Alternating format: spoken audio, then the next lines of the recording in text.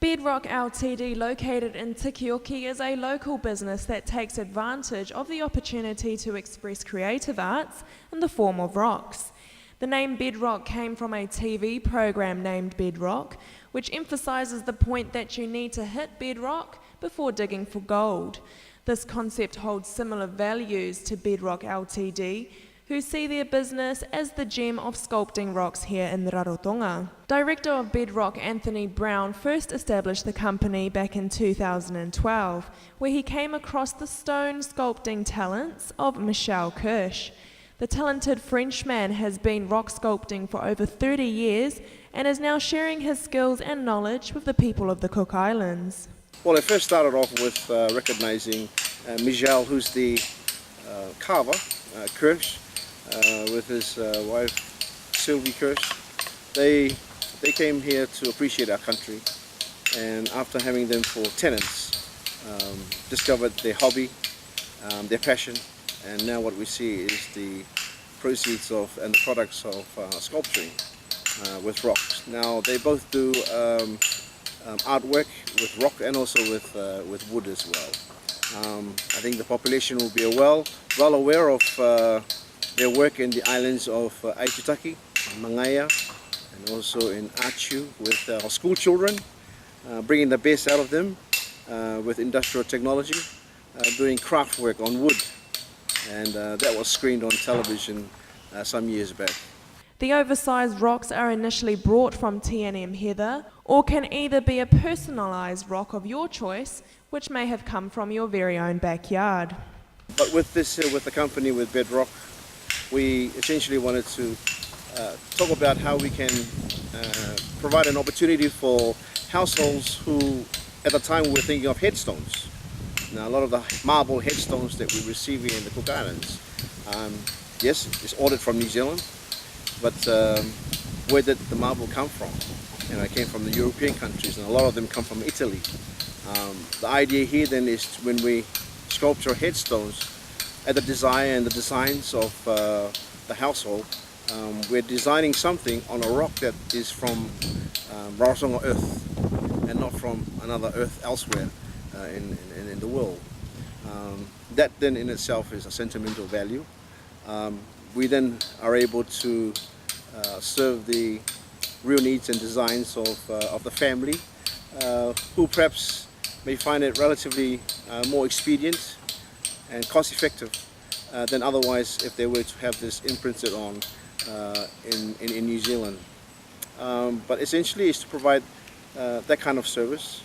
As you will see, no doubt, over the screening of the products we've got here, we do sculptures that are able to be placed into household yards.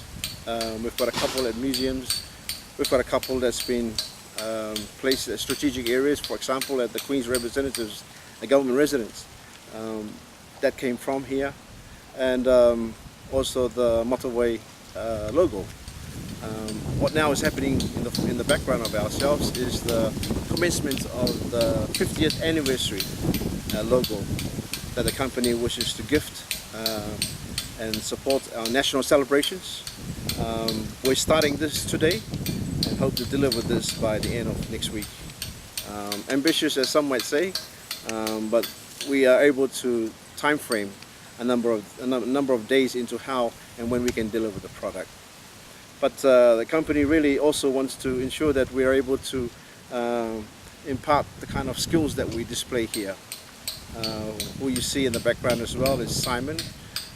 He's one who's wanting to pick up the skills, and he's sculptured a couple, and is now helping out with the logo, because this is what certainly Michel and Sylvie would like to impart to our people, and certainly from the company's perspective, is to ensure that we are able to relive and rekindle the interests of rock carving, which was in our forefathers. Simon Stott became a part of the stone sculpting family 3 years ago, where the work of Michel Kirsch inspired him to take up rock sculpting and learn the trick of the trade from Master Michel himself.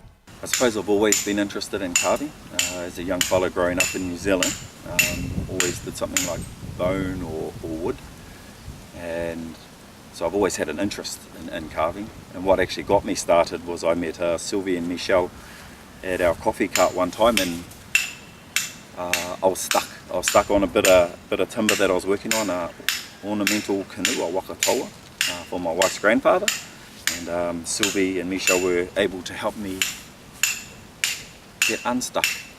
Since starting the art of rock sculpting, Simon has made a number of small pieces using basic tools and is now being encouraged to work on some larger pieces.